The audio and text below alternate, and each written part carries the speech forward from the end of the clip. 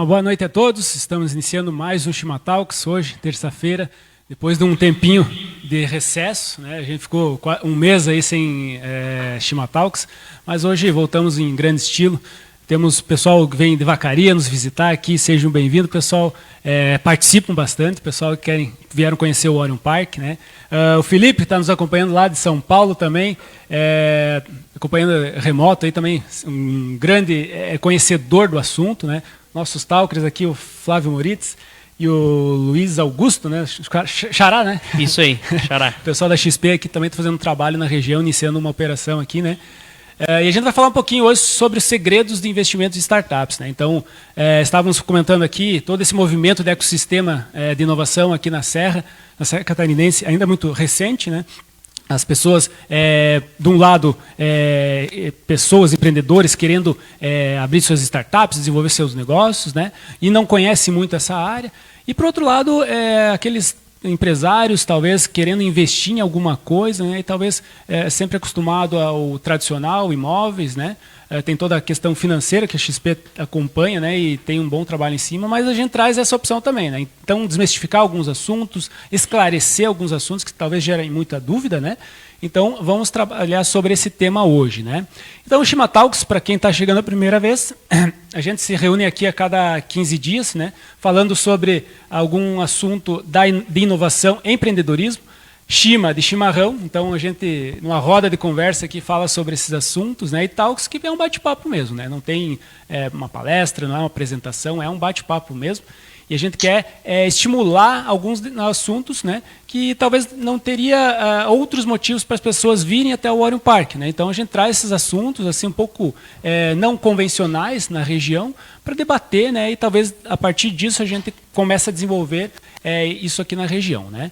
Então o Shima Talks ele vem, né, com apoio, né, do Sebrae, que nos concede essa sala aqui. Então essa sala é do Sebrae, eles nos cedem para fazer a transmissão. O pessoal da Imagem TV que faz a transmissão propriamente dita, né, o grande parceiro Miller. Nós temos o Matinbox aqui, que é nosso fornecedor de erva mate. E a Matinbox é uma startup que é como se fosse um clube de assinatura. Como se fosse, não, é um clube de assinatura de erva mate. Então, para nós aqui que tem erva mate em qualquer lugar, até não dá tanto valor. Mas para quem mora um pouquinho mais distante, que nem o Felipe, vai tomar um chimarrão lá, não tem onde achar uma erva mate, ele faz a assinatura do Matinbox e na sua casa ele recebe o kit todo mês, né? E também temos nossos mantenedores, né? A Prefeitura aqui de Lages e a FAPESC, que estão como nossos mantenedores. A cada edição do Shima Talks, nós trouxemos uma dica do Shima, né? E isso é um oferecimento do Matinbox. Então, hoje a gente vai trazer a dica falando sobre a água, né? Como melhor preparar a água para o chimarrão, porque sempre tem a questão, né? Se ferve ou não ferve a água, qual o ponto ideal da água, né? Então, hoje a nossa dica do oferecimento do Matinbox é sobre a água no chimarrão. Pode soltar. O vídeo de hoje parece que é coisa boba, mas não é não. Ele é essencial para quem está começando e também para quem já é mateador. Hoje nós vamos falar sobre a temperatura da água.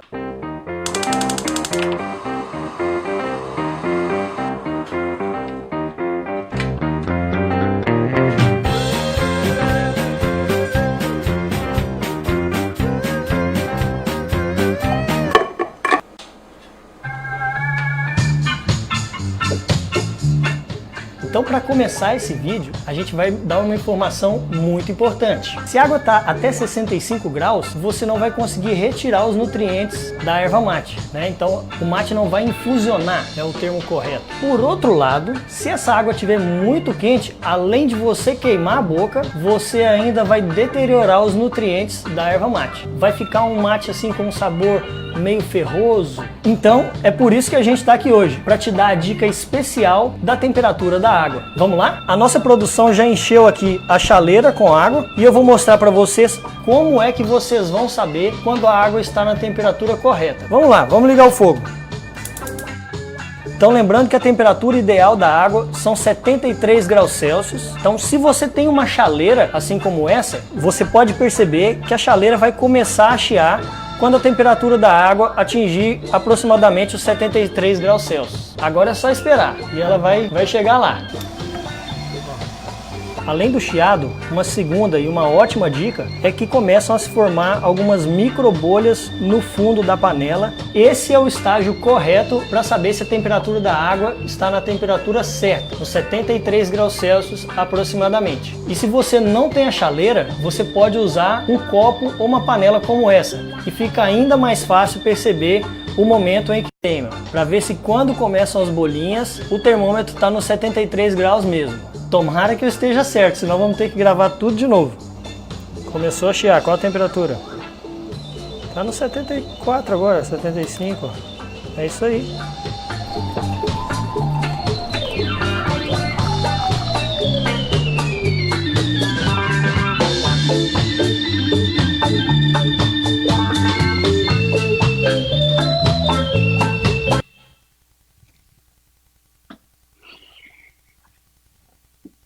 Legal, voltamos aqui, depois dessa dica da água, né, do chimarrão.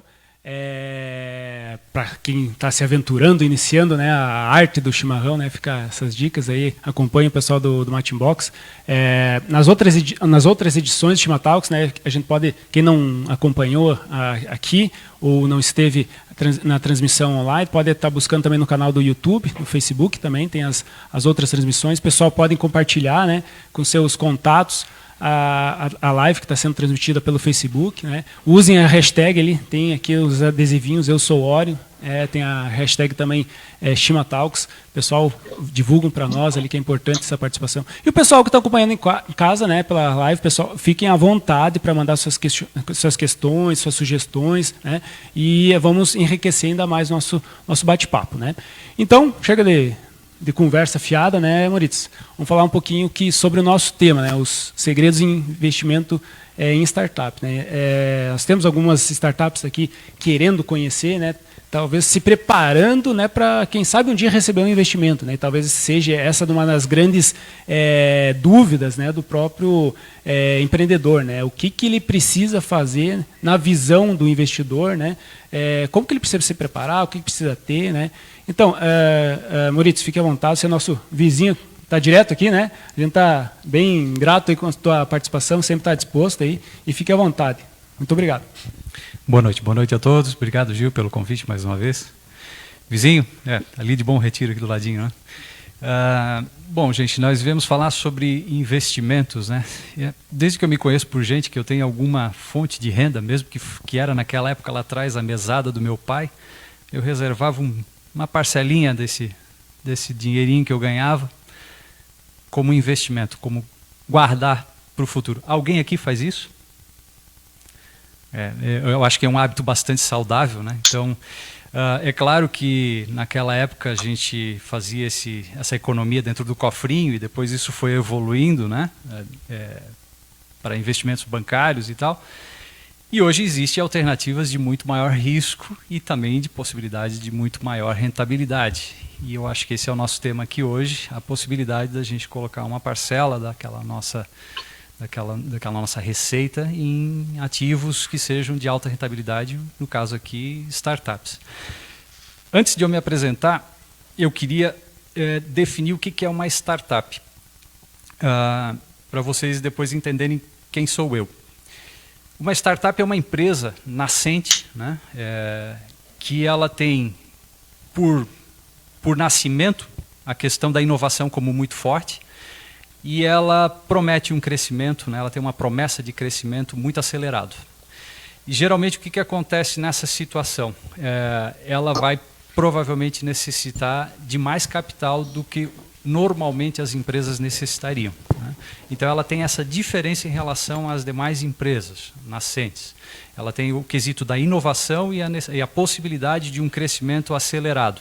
E para tal, pode ser que ela necessite de um capital maior. E esse capital que é aportado nela, né, ele é aportado não esperando um resultado imediato. Ele vai esperar o crescimento acelerado dessa empresa para mais lá na frente poder rentabilizar, né? Isso é uma startup, por definição, né? Essa startup ela nasce da ideia de algumas pessoas, ou uma pessoa, que são os empreendedores, e geralmente esses empreendedores não têm todo o dinheiro necessário para iniciar. Eles vão buscar capital em algum lugar. Eles começam provavelmente lá com os 4 Fs, Gil, né? Que são a família, né? Os amigos, family, friends, e o último F aí pode até ser o nosso tal do FGTS, né? Alguém que foi demitido e ganhou a bolada do FGTS e usou para abrir a sua própria empresa. Depois pode buscar um dinheirinho junto com mecanismos de fomento, existem vários hoje no Brasil disponíveis, né? Depois podem buscar isso com investidores e assim vai crescente as possibilidades. Investidores que a gente classifica como investidor anjo, que entra logo no início do nascimento dessa empresa, depois junto a fundos de VCs, a private equity, e aí vai, né? A caminhada dela até, quem sabe, chegar numa aquisição por uma outra grande empresa ou abertura do capital numa bolsa de valores. Mas isso é lá na frente, isso é um sonho. Então, voltando aqui para o início, quando ela busca o seu primeiro dinheiro para conseguir existir como empresa, aparece a figura ali desse investidor inicial, esse investidor anjo. É aí que eu me posiciono, né? Esse é o Flávio. Esse é o cara que está muito curioso em saber quais são as ideias inovadoras que estão surgindo, né? Tentar diagnosticar se essa ideia inovadora ela tem um potencial de crescimento acelerado, né? E que eu possa visualizar mais ali na frente, né, um ganho significativo para aquele risco que eu provavelmente vou tomar junto com aqueles empreendedores, um ou mais empreendedores que estão ali, né? Então, já me apresentando, esse é o Flávio, é o cara que procura entender essas inúmeras startups que surgem, né, e existem só aqui no Aurum Park umas quantas, né? E tentar ver se elas têm um potencial de crescimento assim tão acelerado e poder ajudar a elas. Esse camarada, esse investidor anjo, tá? Ele é uma pessoa normal, ele não é nenhum ser mágico, não. Ele é uma pessoa normal como qualquer um de nós que está aqui dentro dessa sala, tá? Na maioria das vezes, esse investidor anjo é um cara que já teve uma carreira profissional por algum período e um certo sucesso e acumulou um certo capital. Esse capital hoje ele quer usar uma parcela desse capital para tomar um risco maior e uma rentabilidade maior. Então vejam lá no início quando eu disse que esse cara já teve uma certa experiência. Então esse investidor anjo, né, deve ser olhado pelo empreendedor não só como um cara que vai abrir a carteira e tirar algumas notas dali de dentro. Ele teve uma experiência prévia. Ele pode contribuir para essa startup com muito mais do que capital, né? Muito mais. Ele pode trazer uma rede de relacionamentos que vem com ele, ele pode trazer uma série de conhecimentos que ele adquiriu durante a vida profissional dele, né? Então esses caras, esses investidores anjos, geralmente são profissionais aí, executivos, C-level, são possivelmente empreendedores que se deram bem, tiveram bons resultados com seus empreendimentos, né? Esse é o ser mais normal que existe. E é o cara que pode mais contribuir no momento do nascimento de uma startup, porque ele tem, além do capital, uma experiência a aportar. Olhem para ele com esse olhar. Aí vocês já conhecem, conseguem entender um pouco dos segredos para captar investimento com esse camarada. Acho que me apresentei. Vamos deixar o resto para daqui a pouquinho? Com certeza. O investidor anjo, nesse momento, acaba investindo não só de uma forma financeira, né? Como você comentou, também em outras formas, né? O próprio conhecimento dele, o networking, que às vezes o network talvez é o principal, né? Ter essa... Às vezes está isolado aqui em Lages, né? Mas como que o mundo vai saber dela, né? Então, isso que é interessante também, né? E falando um pouquinho de investimento agora, né? Talvez uma das grandes referências nacionais em investimentos em diversas áreas, né? A XP e o escritório regional aqui da XP, né? O Luiz Augusto está iniciando aqui na região, né? E a gente estava já debatendo sobre alguns assuntos e você comentou nessa essa nova visão assim de estar atuando como startups, né? Luiz Augusto, como que vocês estão pensando em atuar? Qual que é o posicionamento de vocês? Perfeito, Gil. Eu gostaria de agradecer o convite de estar participando aqui do Shima Talks. Para nós é sinal de prestígio aí, visto que o evento é muito bem comentado e muito bem prestigiado, né? O que acontece? Pegando aqui um pouco o link que aqui o meu colega falou, o que eu vejo nessa questão, né? Cada vez mais está latente no Brasil esse tema de 12 anos de mercado financeiro. Toquei o corporate do Santander um tempo, né, do grande banco brasileiro, né, do segmento empresas, e nada mais fui do que há um tempo um empreendedor, né? Eu acredito que nós vivemos um momento muito favorável no Brasil para empreender e eu consegui uma maneira de empreender no mercado financeiro que eu tinha uma certa bagagem por esses quase 12 anos trabalhando em banco e abracei a ideia do meu sócio e hoje a gente está com a operação aqui em Lages há quase um ano e temos uma grata surpresa. É um desafio muito grande, obviamente, empreender e principalmente empreender numa região conservadora onde tudo é muito cartesiano, né? Então, eu acho que isso é o principal desafio hoje.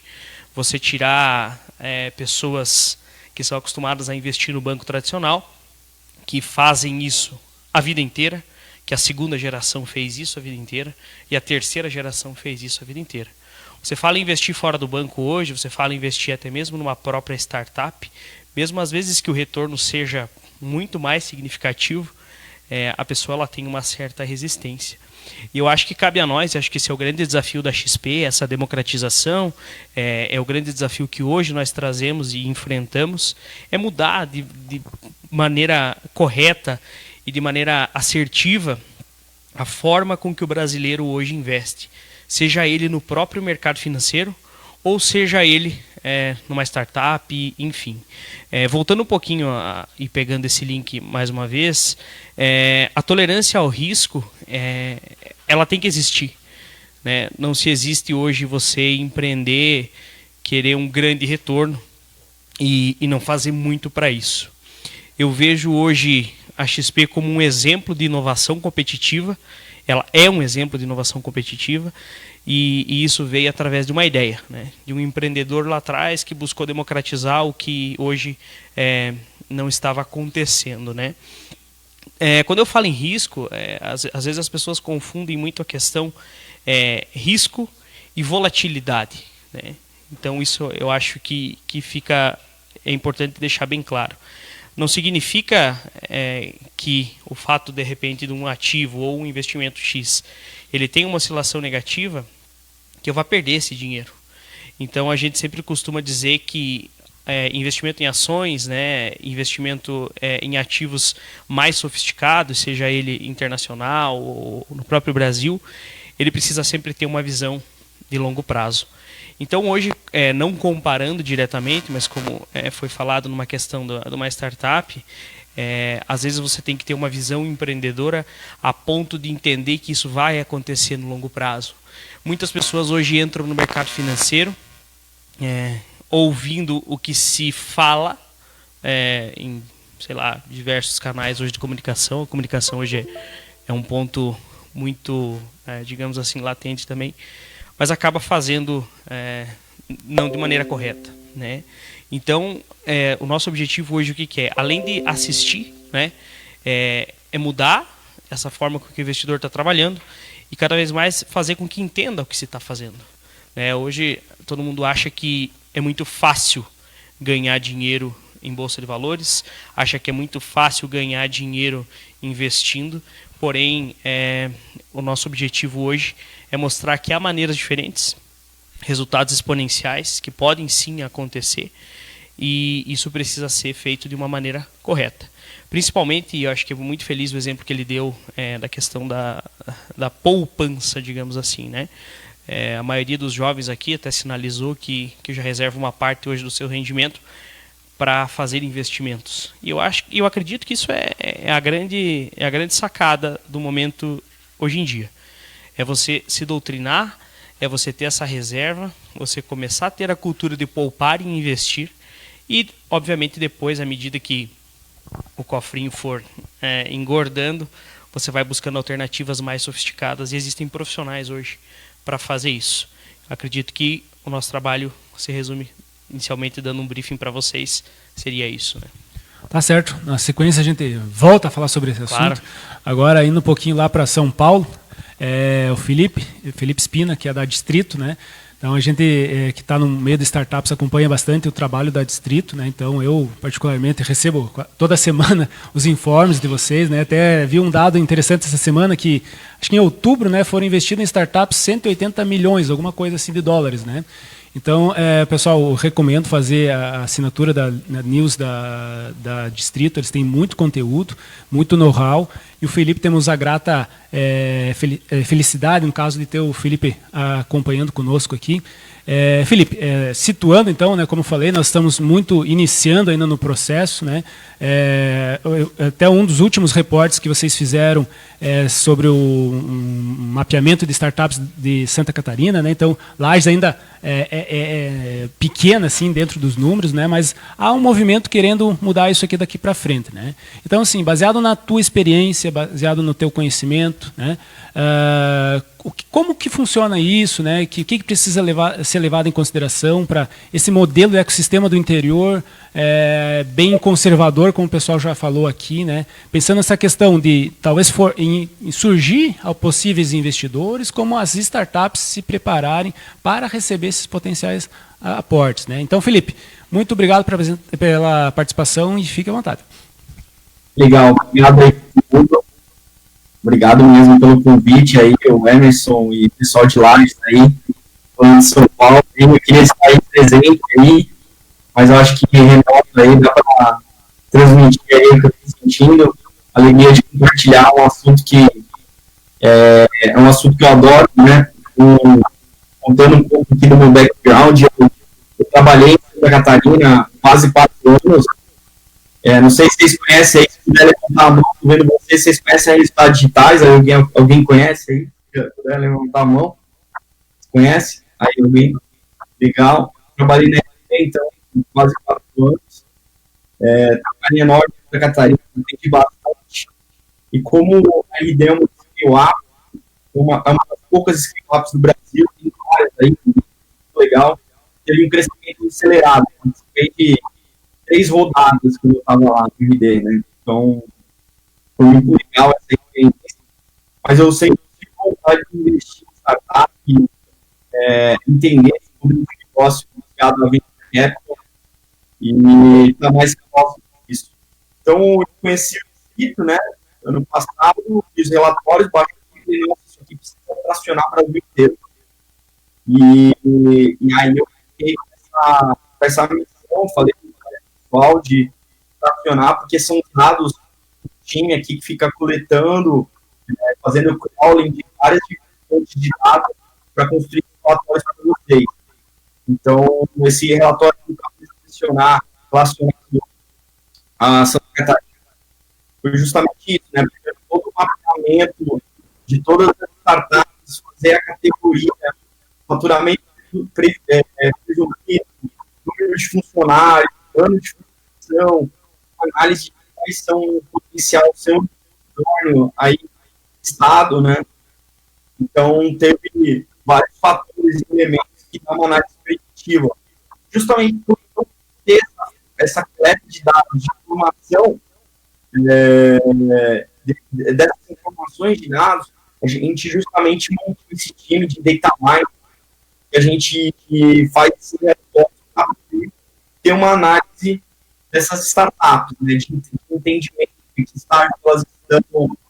Então, isso fica muito mais fácil para os empreendedores hoje terem esses números, entender que são investidores também fazendo isso. Então, se vocês quiserem conhecer mais, distrito.me/datamine, tem relatórios lá, tem alguns relatórios claros, mas tem muitos relatórios gratuitos. Então, a gente está mapeando, a gente mapeou o Sul inteiro, então, Paraná, Rio Grande do Sul, Santa Catarina, a gente já tem os 3. O próximo que a gente vai lançar é Rio de Janeiro. A gente vai lançar esse ano, a gente está montando. A gente está subindo o mapa, né? A gente vai fazer o Brasil inteiro. Hoje a gente tem mais de 13 mil startups cadastradas no nosso banco de dados. Se vocês têm startups, então cadastrem ela no nosso site para participar dos estudos. E é muito legal, porque também, se a startup está precisando de investimento, a gente tem nossa tese no site. Vou explicar um pouco mais a parte da tese. A gente fez 15 investimentos, né? 15 investimentos em startup, sendo que isso foram 4 saídas. Então, a gente teve 4 saídas desse desses investimentos hoje. Então, muito legal, porque pegando os números aqui que eu falei para vocês, a gente tem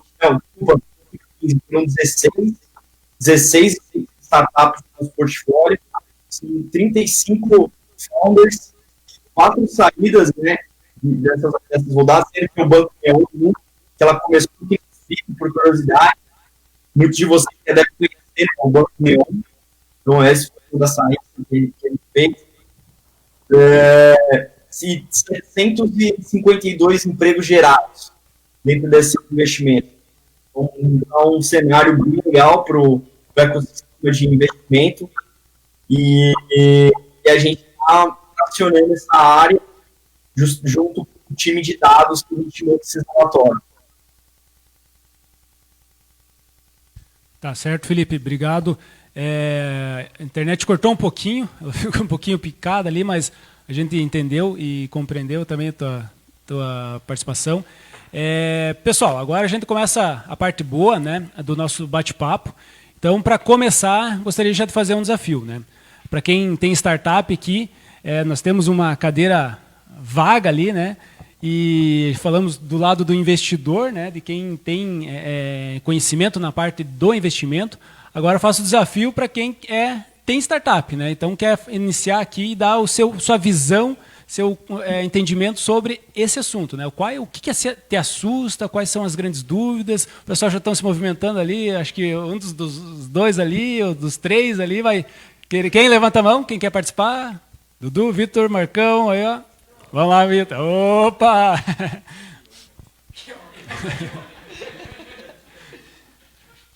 Vitor, você é um dos grandes entusiastas aqui, né, do movimento, né? Então já comece. Qual que é a tua dúvida? O que te aflige, né, nessa área? Que momento vocês estão agora? Se apresente também, né? O pessoal que estão nos acompanhando. Fique à vontade. Então, boa noite, pessoal. Meu nome é Vitor, sou CEO... tem que ligar? Não, tá. Oi. Aí. Tem que falar mais alto. Olá, pessoal. Meu nome é Vitor, sou CEO da Allergic, uma startup que está incubada aqui no Orion.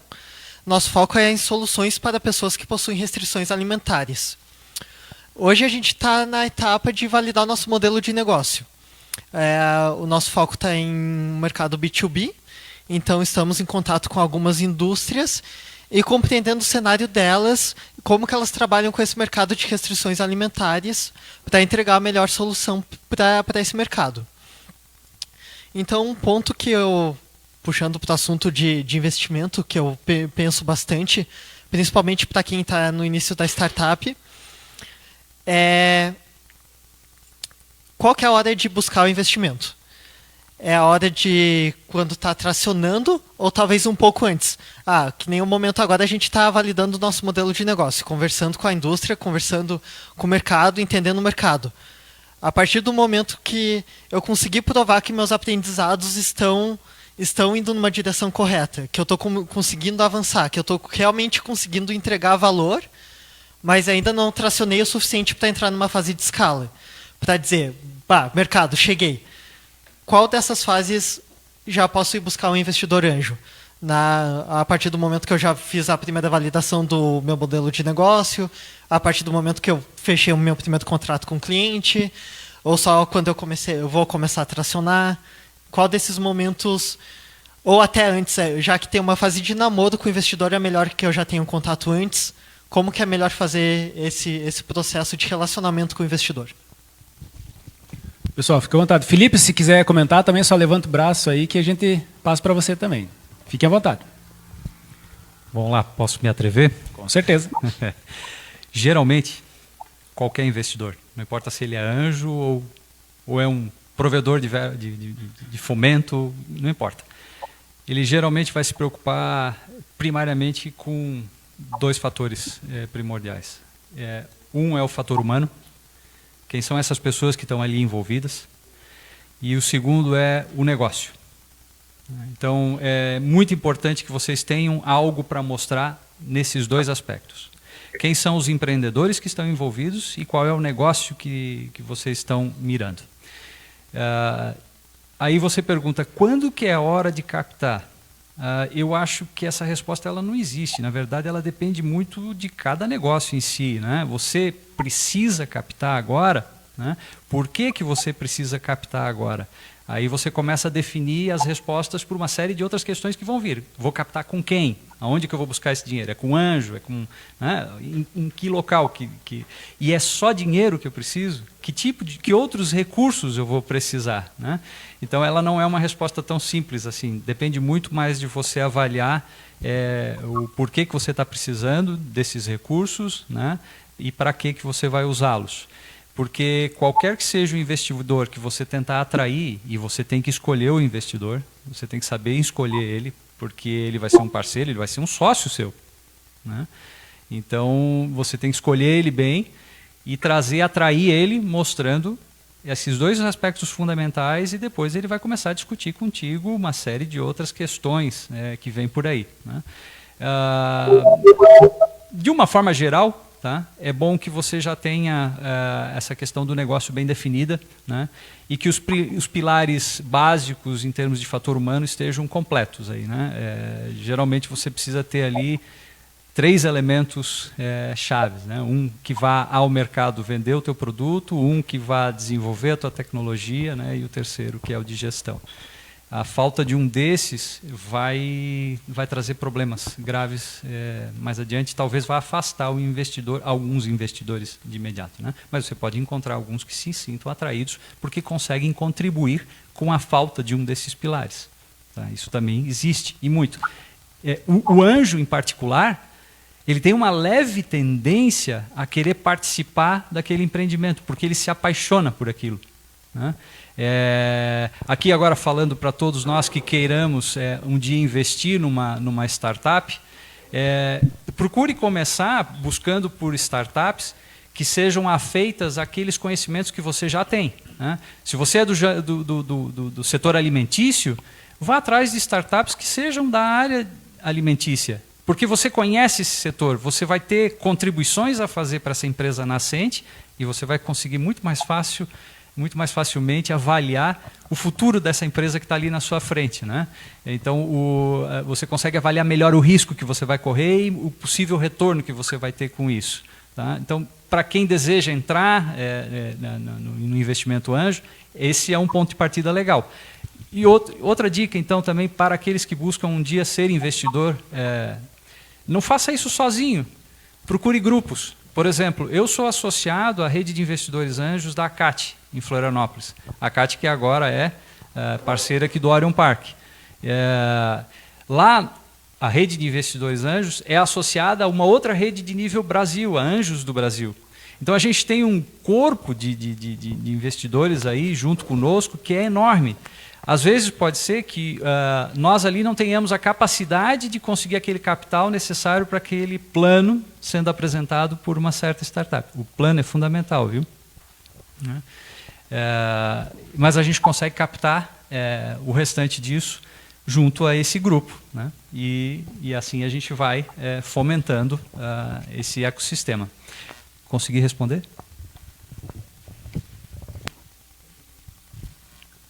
Quer complementar alguma coisa? Eu ia falar muito em linha, né? Eu acho que o business plan é fundamental. Você tem que ter claro para o investidor, porque o investidor anjo, na minha percepção, posso estar enganado, ele não é só uma pessoa que se apaixona pela empresa e vai trazer sinergia, mas ele também é um cara que quer resultado. Eu acho que ninguém coloca dinheiro em lugar nenhum sem que se busque um resultado e tenha um horizonte claro de médio, sei lá, curto, médio e longo prazo. Então, até complementando um pouquinho o que ele falou, a fase da captação é difícil mensurar. Que é o grupo de investidores anjos de Santa Catarina. E é legal que eu comecei lá antes, né, também junto, fui aprendendo um pouco. E eu acho que a melhor coisa também é fazer co-investimento, sem dúvida, por participação, por inovação aberta, né, como a gente chama aqui. Aqui no distrito a gente faz investimento, principalmente por diluir o risco com outros investidores, né, e ter uma diversificação de portfólio, né? Então você ter mais empresas, podendo diluir, deixar um pouco outros anjos, né, fazer uma rodada com outros anjos também para poder trabalhar em cima, né, de projetos que você acredita, né, e não só ajudar, né, no capital, mas também com conexões, ação, expertise. E eu acho que isso é fundamental, o papel do anjo nessa fase inicial, ou dependendo da rodada que está fazendo, uma pré-seed ou seed, mas é bem fundamental isso, complementando, né? E é legal o projeto que vocês acreditam, né? Então, o cara que tem que acreditar bastante, você já conhece, eu acho que é legal para ter uma energia boa, né? Em vez de postar só pela né? Mas também projetos que sejam, que ajudem de um impacto social, né? Então, eu acho que esses são os fatores que hoje eu coloco na mesa, dentro do meu portfólio, do óleo, também na tese né, de ação, né? A gente vê muito startup, mas muito delas começaram com o próprio capital. E o empreendedor, a dúvida é conseguir ele mesmo vender para a mãe, para a família dele, né? O primeiro passo, com amigos mesmo, o primeiro investimento pode ajudar bastante.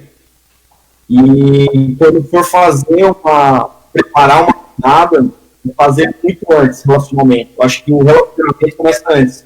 Não é chegar amanhã numa empresa e falar assim, dá dinheiro aqui agora, eu acho que o relacionamento vem com o tempo, vem mostrando números, números de diversas startups hoje, nem investimos nela, mas acabo sendo atualizado os números, eu recebo o relatório delas mensalmente, como ela está indo, qual a projeção de crescimento. Isso torna um relacionamento muito bom, transparência, né? E isso faz com que quando você abre os números para possivelmente um investidor, fica muito mais fácil de eu ganhar confiança. Então, isso torna que, sei lá, uma rodada daqui a um ano, começar a prospectar a novos fundos, isso vai ajudar bastante. Então, essa é a dica que eu dei. Vocês ouviram bem o que eu falei? Sim, ele está cortando um pouquinho, mas entendemos sim. Temos uma pergunta. Hã? Olha aí, ó, tem que se informar. Diga lá, filho do Ricardo Reisen. Opa, beleza? Fazia pessoal, tempo que você não noite. vinha mais no nosso Chimatalks. Seja bem-vindo. Né? Andei meio sumido, agora voltei. Uma Diga coisa lá. que eu fiquei pensando aqui comigo mesmo é que o investidor ele pode exigir alguma coisa de você em troca, né? Que você mude alguma coisa. Mas até que ponto você pode permitir essas mudanças? Até que ponto você pode mudar os negócios para conseguir um investimento? Não ser uma coisa muito desesperada, assim. Até que ponto você pode mudar a tua empresa para conseguir um investimento? Até que ponto você pode se adequar a isso? Não sei se vocês conseguiram entender o que eu quis dizer. Esse rapaz tem as perguntas fortes. É uma boa pergunta. Diga lá. Vamos lá. Lembra que eu falei do fator humano? O fator humano ele é importante porque é o seguinte, quando a empresa nasce, ela está trabalhando com uma proposição de negócio. Essa proposição de negócio ela pode se viabilizar ou não. A chance de ela não se viabilizar é muito grande. Então, o fator humano é importantíssimo para que essas pessoas que estão ali, esses empreendedores, sejam resilientes o suficiente para tomar essa pancada e fazer a primeira curva, mudar o seu negócio em busca de algum que seja melhor do que aquela proposição original. Então, quando a gente olha o fator humano, a gente está muito interessado em saber da capacidade daqueles empreendedores que estão ali de mudar quando tiver que ser mudado. Tá? Até que ponto você deve mudar a sua empresa? Olha, vamos lá. Você vai receber um feedback do mercado, você vai receber um feedback daquelas pessoas que estão avaliando investimento na sua empresa. Analise isso segundo as suas crenças. A gente está olhando, como eu te disse, o fator humano. Então, você ali é importante. A tua avaliação sobre aquilo ali também é importante. Se tu julgares que é importante esse feedback que você recebeu, que isso resulta numa modificação na tua empresa, faça isso. Né? Mas se, por exemplo, você acha que o que ele propôs não é bom, você pode largar ele e procurar outro? Eu acho que é claro que arbitrário, sim. né? É muito complicado assim, né? O que eu vejo, né? Lógico que nenhum empreendedor vai ir contra a sua missão, sua visão e seus valores de negócio. Mas você tem que ser adaptativo, né? E como ele falou, eu acho que foi muito feliz também na colocação. A pessoa está colocando não só o dinheiro, mas a expertise que ele tem do negócio.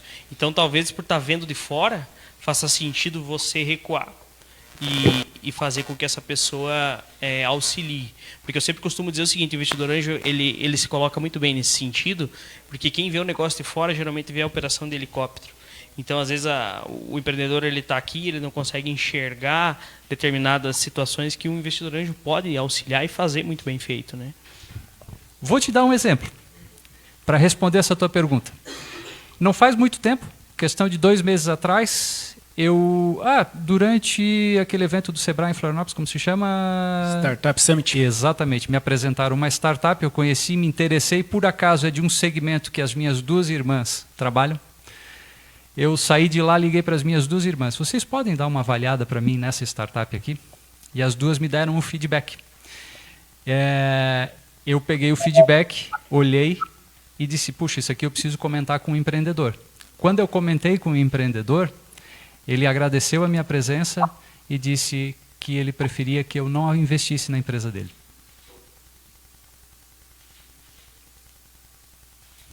É uma relação de transparência mesmo, né?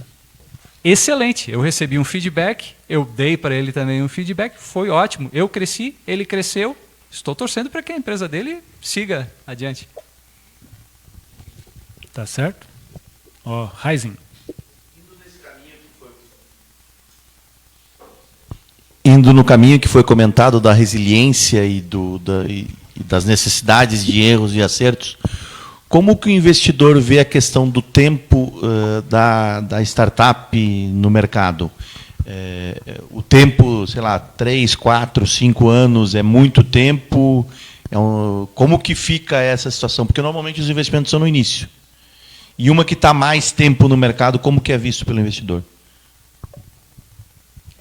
Bom, startup, por definição, é uma empresa que tenha uma possibilidade de um crescimento acelerado, né? E por isso ela precisa de recursos de forma um pouco diferente das empresas tradicionais. São recursos que são aportados ali sem a expectativa de um retorno imediato. Então, esse investidor que está colocando seu dinheiro ali está visualizando uma possibilidade de retorno lá na frente, mas lá na frente mesmo, né? Particularmente o anjo, ele só vai ver um retorno se essa startup tiver sucesso e cumprir várias rodadas de captação. O Felipe Spina mencionou isso e eu queria equalizar esse conhecimento entre todos aqui. Existe, né, essas rodadas sucessivas de captação justamente para sustentar esse crescimento acelerado da startup, né? Então, vem uma primeira rodada, geralmente através do investidor anjo, né, ou uma aceleradora, ou os dois em conjunto. Essa startup deu o primeiro impulso, sobe os seus primeiros degraus, ou seja, mas já com crescimento exponencial. Ela capta novamente, segue com o seu crescimento exponencial, e assim vai. Essas são as sucessivas rodadas, né? O investidor anjo ele só vai ver um retorno, quem sabe lá na 4ª, 5ª rodada, quando entra um investidor institucional, um VC, né, um aporte mais significativo, que pode ser que exclua o anjo do capital dessa empresa. E quando ele excluir o anjo, na realidade, ele está comprando a participação dele. É lá na frente que eu vou ter resultado. Se a gente olha uma startup que está há 5 anos no mercado, os 5 anos têm pouca relevância. O que tem relevância é o que ela fez ao longo desses 5 anos.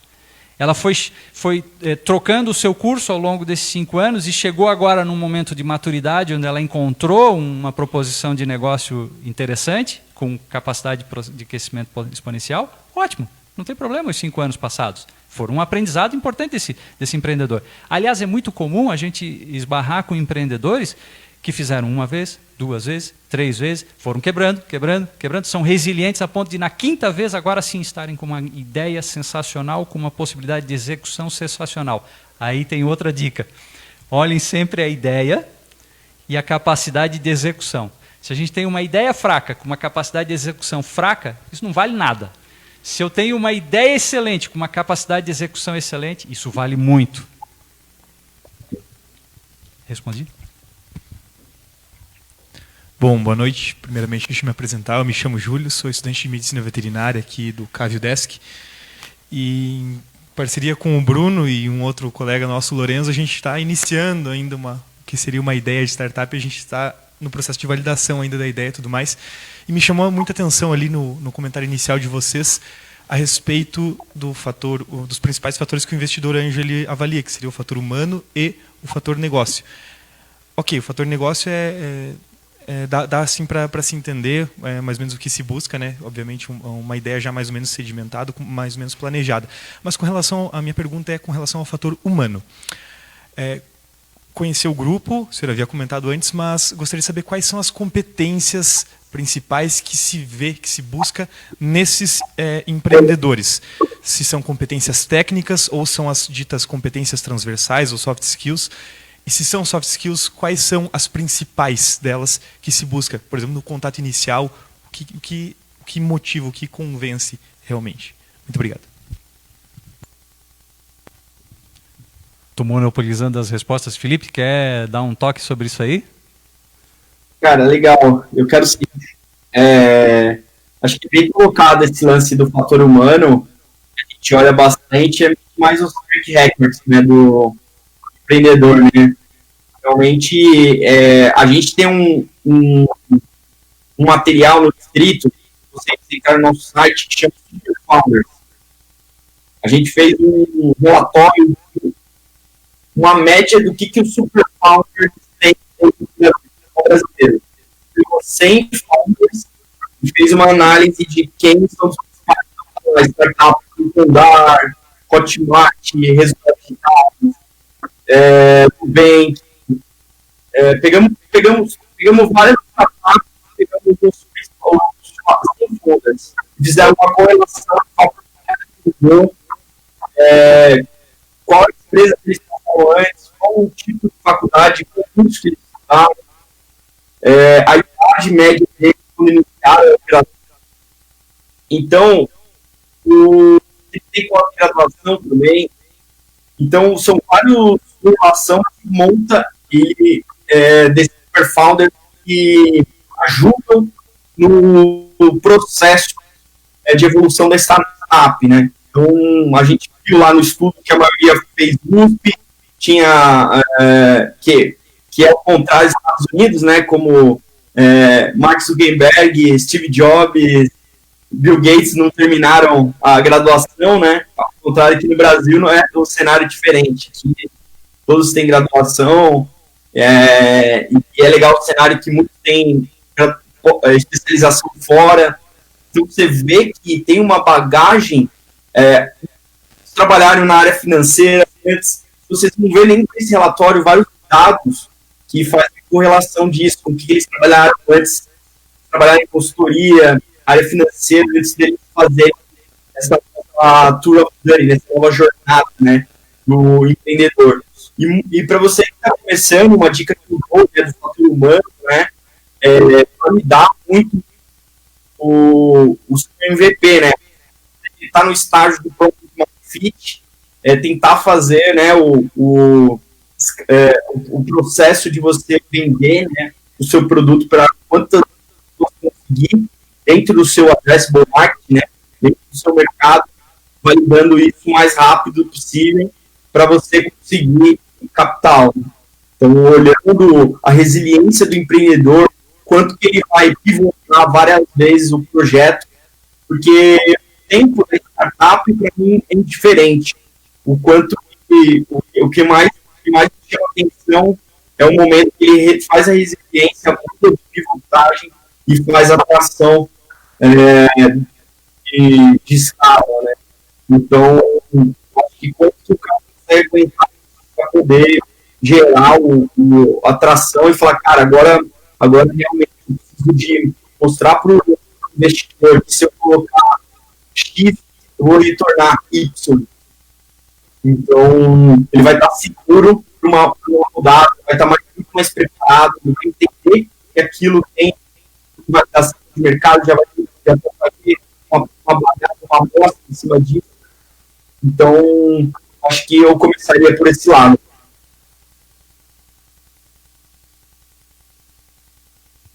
Ficou claro? Tu falou em soft skills, né? Elas acabam sendo importantes também, tá? Mas vocês vão se meter num negócio, né? Alguém tem que entender desse negócio.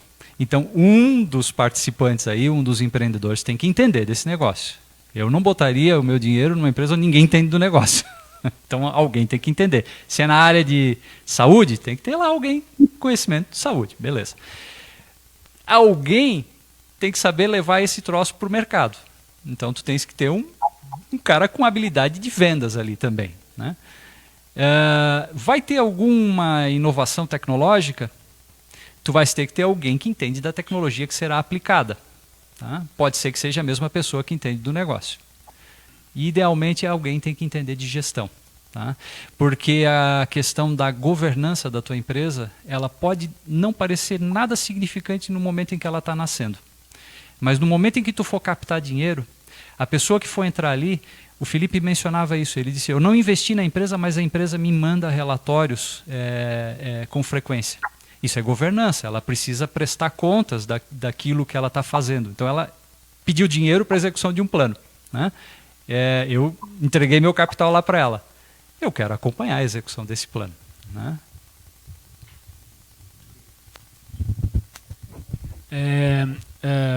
Quando dá certo, é tudo bonito, né?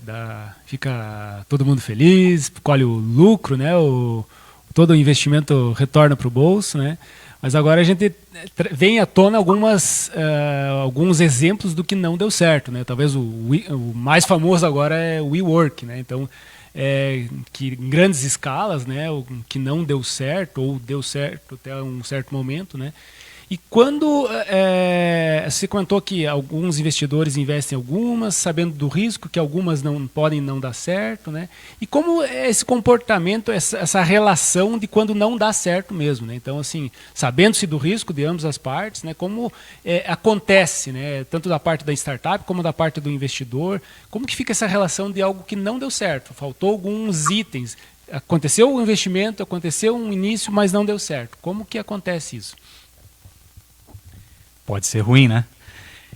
Depende o porquê que não deu certo. Por exemplo, pode não dar certo porque os empreendedores brigaram entre si, se separaram e um saiu do negócio e o cara era primordial para a coisa ir adiante. Aí é a pior coisa que pode acontecer, né? Aí a gente não olhou o fator humano corretamente e lá na frente é soft skills, um não bateu com o outro e deu tudo errado. É a pior coisa que tem. Mas pode não dar certo por causa do mercado. Aí vem a resiliência. Aí a gente pode fazer uma pivotagem, né? Como mencionou o Felipe, a gente pode dobrar uma esquina e buscar um novo mercado. Então sempre existe uma alternativa. O fato é o seguinte, 99% dos investimentos que a gente faz vão por água abaixo, não tenha dúvida. Tá? Então o que a gente vai acontecer aí, a gente vai criar uma rede de relacionamentos cada vez maior, a gente vai abrir mais portas, para que daqui a pouco uma delas acabe... Gente, é investimento de risco. A turma da XP aqui sabe falar muito bem de investimento e risco. E eu acho que cada vez é muito interessante alinhar e mensurar quanto eu estou disposto a tolerar de risco. Então, eu acho que todo investidor anjo e todo empreendedor, ele vai tolerar um ponto de risco. E isso, traduzindo no mercado financeiro, é basicamente a mesma coisa. O cara que é extremamente conservador no investimento, ele não vai partir de um perfil conservador para ser um perfil mais agressivo. Ele vai passar pelo moderado antes, é uma escada. Então essa tolerância a risco eu acho que é fundamental. Estou disposto a colocar tanto, eu sei que o risco é X, agora acima disso eu não vou. Então eu acredito que é um ponto que, para poder mitigar o risco, eliminar ele não existe. Ele está presente, mas eu acho que quanto cada um está disposto a tolerar, eu acho que faz parte também para prevenir lá na frente. Então, eu estou afim até tantos por cento, enfim, eu acho que eu posso arriscar, eu faço, caso contrário, eu também já não avanço. Gil, outra coisa, escolha muito bem o investidor que vai participar contigo. Tá? Vocês, como empreendedores, quando selecionarem quem vai prover o capital necessário para a expansão exponencial de vocês, escolham muito bem. esse cara vai ser um parceiro de vocês. Então, se as coisas começarem a dar errado, esse cara vai participar disso, ele vai ajudar a fazer dar certo, né? Então, isso é fundamental. O anjo, lembra? Eu falei, o anjo é aquele profissional, executivo C-level, aquele empreendedor que deu certo, ganhou um dinheiro. Esse é um cara muito próximo de vocês, do dia a dia do empreendedor, ele vivenciou isso, ele viveu isso. Então, é um cara que tem muito a contribuir. Às vezes, quando falta dentro do fator humano um elemento-chave, quem sabe o investidor que está entrando aí, ou um daqueles investidores que está entrando aí, complementa aquele fator humano que faltou, né? Então, escolham bem, porque ele pode fazer aquele pilar que faltava na empresa. Na grande maioria das vezes, o investidor anjo acaba servindo até como psicólogo. Tá? Mas nós estamos num... Desculpa, mas é só para emendar na pergunta. Nós estamos numa região onde não tem uma quantidade muito grande de investidores, né? Como que a gente pode fazer isso? Escolher os investidores ou trocar ideia, ou ser mentorado, ou conversar com os investidores? Qual seria o caminho, não só para a gente parecer, não, eu quero conversar com o Felipe, por exemplo, só para que ele invista na minha empresa, mas para que ele possa mentorar, para que vocês possam traçar um caminho. Como que a gente chega nisso? Felipe, quer comentar aí? Posso comentar um pouco? Vai. Acho que na minha visão, para se aproximar, eu acho que é a entrega de valor, né? Primeiro, né? Você não chega já pedindo dinheiro, né? Primeiro você mostra o que você tem, o que você está fazendo, como você está chegando lá, qual a sua visão.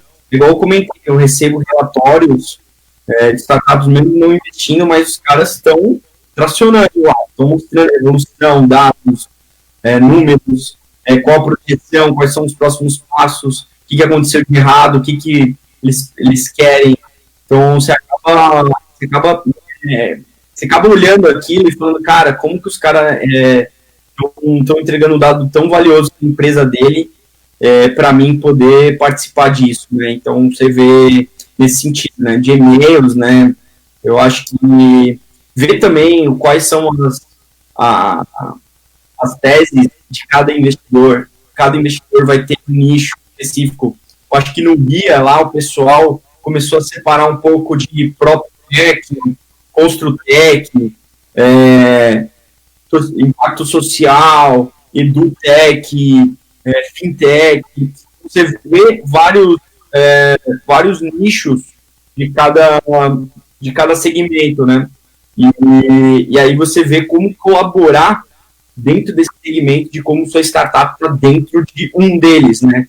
Principalmente, ver qual deles você consegue colaborar. Acho que a melhor forma de conseguir o valor de volta não é você chamando atenção com entrega de valor de coisas que fazem interesse para todos eles. Então, acho que já começa a preocupação em conseguir um investimento. Então, se eu quero ter um ano, já começaria agora a fazer relacionamento, união de edição, olhar para cada um deles, né? Porque não é geralmente que aquele filme que você imagina que você vai mostrar todas as fichas vai ser aquela pessoa, né?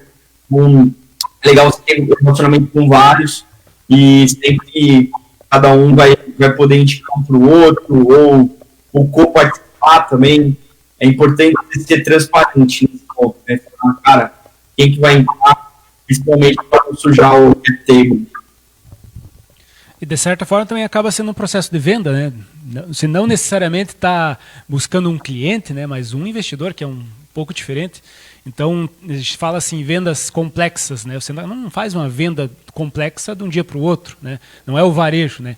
Então, acho que também tem todo um pré-venda aí que tem que ser bem trabalhado, né? Nessa parte de buscar o investidor, que ele tem que se interessar, né? Tem que brilhar o olho de alguma forma, né? Como vai ser isso vai depender, acho que de várias situações, né? Vitor, quer fazer um outro questionamento? Sim, vou fazer mais uma pergunta agora. A gente está falando de investimento em startup, e como investimento a gente quer ter um retorno, né? Como investidor, você coloca o dinheiro para ter um retorno futuramente. O Flávio comentou ali que pode ocorrer quarta, quinta rodada de investimento. quando o investidor anjo sai, tipo, é comprada a parte, então é ali que ele vai ter o retorno dele. A minha pergunta é em que momento já é interessante no início, ainda numa fase de ideação, de MVP, de encontrar o Product Market Fit, já é válido a startup apresentar um planejamento de exit ou apresentar, não, a gente não quer fazer um exit, o nosso objetivo é alcançar o IPO. Mesmo sendo algo a longo prazo, uma visão a longo prazo, já é interessante apresentar essas estratégias ou para um investimento anjo não precisa se preocupar num primeiro momento? Boa. Certamente o cara que está te ouvindo, ele já está imaginando quais são as possibilidades de exit para frente. Mas é a imaginação dele por enquanto. Eu diria assim, não sei se convém, tá? O que é importante não seria você apresentar as possíveis estratégias de exit, e sim apresentar quais são as tuas expectativas com relação à tua própria empresa. Né? A minha expectativa como empreendedor é que a minha empresa chegue lá e eu esteja junto com ela, eu não esteja junto com ela, eu quero chegar a um IPO, eu quero me juntar a um outro grande player no mercado.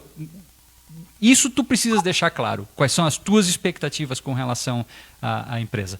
O cara que está na tua frente, ele vai imaginar as deles. Ele pode querer sair antes ou depois. Vai ver o quanto isso retornou para ele. Eu botei 1 milhão, quando tiver 3, para mim tá tranquilo. Eu acho que, sei lá, acho que é melhor mesmo a expectativa. Se tu já dá um fim ali, sei lá, talvez você limita até o que o cara vai pensar, enfim.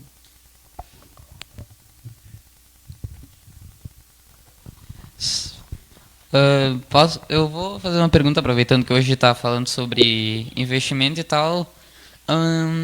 Não é bem sobre startups, não é sobre startups, mas um investidor, geralmente ele busca investir numa empresa que está começando. Mas e se ele quiser investir numa empresa que já está consolidada, que já é grande, mas ele quer que essa empresa cresça mais ainda? Uma empresa que hoje em dia vende a nível nacional, mas ele olha e fala, não, eu quero que essa empresa cresça mais e vá a nível mundial, venda para o mundo inteiro. Vale a pena? É possível? Será que acontece? Acontece. Temos alguém aqui na plateia que pode responder? Vamos lá. Boa noite, pessoal. Eu sou a Aline. Então, só dando um exemplo para você disso que você perguntou, a XP foi um exemplo disso. Ela começou sozinha, começou pequena, começou com 3 sócios apenas, passou por momentos muito difíceis, até a nossa nova campanha de marketing é a história da XP, como ela começou. Então, os sócios tiveram até que vender o seu próprio carro para continuar a empresa. E o sócio principal, que é o Guilherme Bentimol, ele fala muito isso, né, da resiliência e de não desistir, e ele queria ser a maior instituição financeira vocacionada em investimentos do Brasil. O tempo passou, a XP tem 18 anos. Em 2017, o Itaú, que já é uma empresa grande, investiu na XP, ele comprou 49,9% da XP. E agora, em dezembro, a XP está abrindo o IPO, né? Está fazendo o IPO, está abrindo capital na Bolsa em Nova York. Então, ela vai se tornar uma empresa mundial. Então, isso acontece, é possível. 10 vezes o que ele investiu. Então, acho que a Aline foi muito feliz nessa situação. Acho que vai de você entender até onde essa empresa pode chegar e como você quer entrar, né? Então, às vezes você comprar um pedacinho do que está fazendo sentido, talvez faça mais sentido do que você entrar em algo novo. Então, não sei se foi... Competir, né? Muitos bancos estão fazendo isso hoje, muitos bancos estão criando corretoras como a XP Investimentos, e o Itaú foi muito inteligente nesse sentido. Ele já entrou como sócio numa empresa que já estava consolidada naquele momento. Então, ele não vai ter esse custo, né? Só realmente investiu ali para melhorar o que já era bom. Um exemplo que eu pensei, por exemplo, se um cara quiser investir na Van, sei lá, o cara já tem 130 lojas espalhadas pelo Brasil, mas se ele quiser que o cara ganhe mais dinheiro ainda, ele pode investir?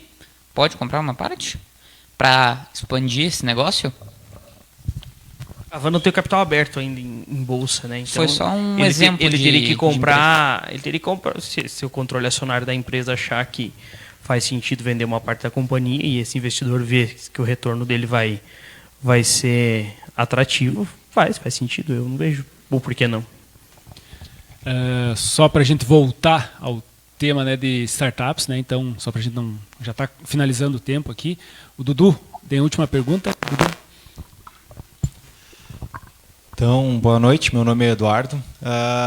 Na verdade, startup não é, mas tem relação a investimentos. No nosso caso, a gente tem uma empresa, uma microempresa, a gente já está há 7 anos no mercado, e a gente está, inclusive, aqui no Orion, desenvolvendo um projeto de inovação. A gente está hoje enxergando ela realmente, esse projeto, como uma spin-off. A gente está enxergando realmente de ser um produto nesse momento, mas com a possibilidade de separar se houver necessidade de entrar capital para esse projeto. Principalmente ao Flávio, né, e ao Felipe, que são investidores mais para essa parte, assim, isso pode atrapalhar lá na frente, por ser uma empresa já consolidada e a gente, de certa forma, separar esse produto da Platon, né, da nossa empresa, para buscar investimento, ou de forma alguma o importante é realmente os pilares que tu havia comentado? Felipe, deixa eu responder essa aqui. Olha só o que eu encontrei aqui, Felipe, no Orion Park, quando eu comecei a frequentar esse organismo aqui de inovação em Lages. É incrível a quantidade de empresas aqui que estão de olho na inovação e gerando spin-offs. A tua é um exemplo. Eu conheci outras tantas aqui dentro. É sensacional isso. Para mim, é a melhor oportunidade de nascimento de uma startup essa, porque você já conhece um mercado, né? E você já está nesse mercado. Você disse, eu tenho uma microempresa, eu já estou há 7 anos nesse negócio. Ali, nesse dia a dia teu, te surgiu um clique e enxergasse uma possibilidade de abrir uma nova empresa. E estás fazendo isso. Eu estou muito interessado em saber o que é isso que você está fazendo ali. Olha aí. Tá dando match. Felipe, quer fazer um comentário sobre esse? Não, na verdade, assim, eu só para entender um pouco. Para mim, eu não vejo problema nenhum. Se você me repete se eu estiver errado. Está preocupado se o tamanho da empresa ou o tipo da empresa? Acho que é só questão de pergunta. Ele tem uma empresa já constituída há 7 anos, né? E ele está com um produto novo, que ele visualiza como esse produto novo se tornando uma spin-off, e essa spin-off captar recursos, né? Então, esse que seria, acho que, o foco da pergunta. Legal. Eu acho que como a empresa, a outra empresa que tem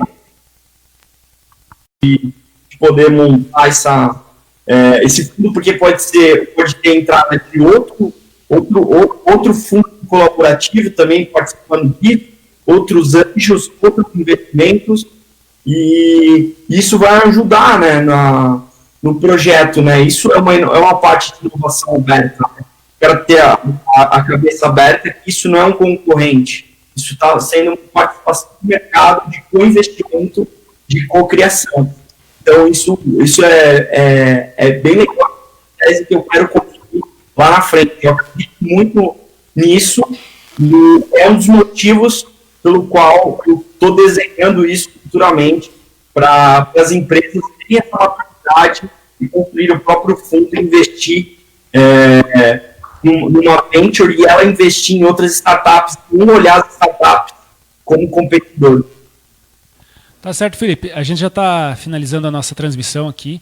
Nós vamos continuar rapidinho, tem algumas perguntas. O pessoal agora se motivou a fazer pergunta. No final, a gente sempre faz um sorteio dos kits aqui da Matinbox. Então, eu vou pedir para o Flávio dizer um número de 1 a 16, 15, para a gente fazer o sorteio. O 15. Olha aí, 15, vamos lá. Luiz, eu tô com sorte hoje, hein? Isso não vale. E não foi combinado, né? Não foi combinado. Tá certo. Olha aí, isso aqui é um brinde também pro pessoal dos Talkers. Felipe, você vai ter que vir aqui um dia para receber teu brinde aqui, conhecer nosso espaço do Orion Park. Mas temos mais uma outra, outro sorteio que é um voucher do próximo evento aqui, né? Então, pedir pro Luiz Augusto dar mais um número. 15. Isso não vale. Que qualquer de 0 a 14 agora. 0 a 14. Né? 14. 15. Vamos lá, número 9. 9.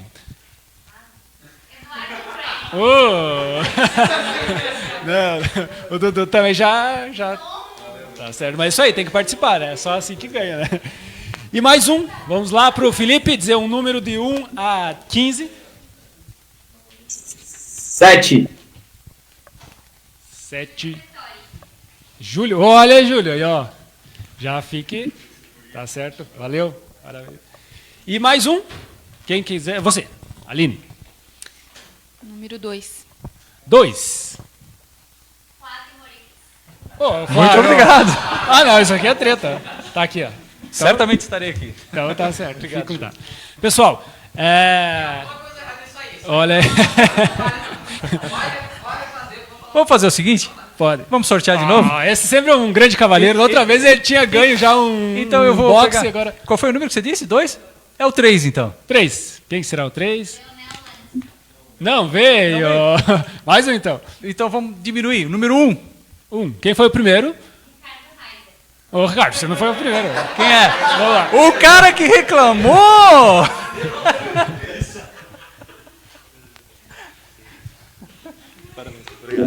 Isso aí. Então, pessoal, a gente está finalizando, então. O pessoal já fez uns comentários aí, cara, vamos ter que falar sobre esses termos, né? O que são esses termos? Talvez é um assunto para o próximo Chama Talks, né? Nesse mundo de startups se utiliza muito termos em inglês, né? Então tem muita coisa em inglês. Já recomendo de novo, então, os produtos da Distrito, né? Tem muito conteúdo, né? Então, o Felipe comentou sobre a questão ali do Super Founders, né? Eu confesso que li o relatório, né? Então tem muita informação. Pessoal, acho que o primeiro passo para entrar nesse mundo de startups e depois buscar o investimento é se informar mesmo, né? Então, entender o que acontece, né? O Orion Park está à disposição aqui, o Shima Talks acontece a cada 15 dias. Nós temos várias ações, vários eventos, tem os programas do Orion Park, né, em diferentes níveis de maturação. Estamos bastante otimistas quanto a isso, né? Eu até ia fazer uma pergunta quanto a isso, mas agora acabou, então vai ficar para sequência. Ficamos gratos pela participação de todos. Vamos continuar mais uns minutinhos aqui, só vou pedir uns minutinhos aqui para o pessoal acompanhar. E ficamos, então, já convidamos a todos para o próximo Shima Talks, que será dia 26. Somos sempre gratos, né, aos nossos mantenedores, a Prefeitura aqui de Lages e a FAPESC, nossos apoiadores, a Imagem TV, o Sebrae e Matinbox. Agradecemos o pessoal que participou de casa, né, a Maria de Lourdes, o pessoal que acabou participando, fazendo os comentários. E esperamos todos no próximo Shima Talks, dia 26. Um abraço e até lá.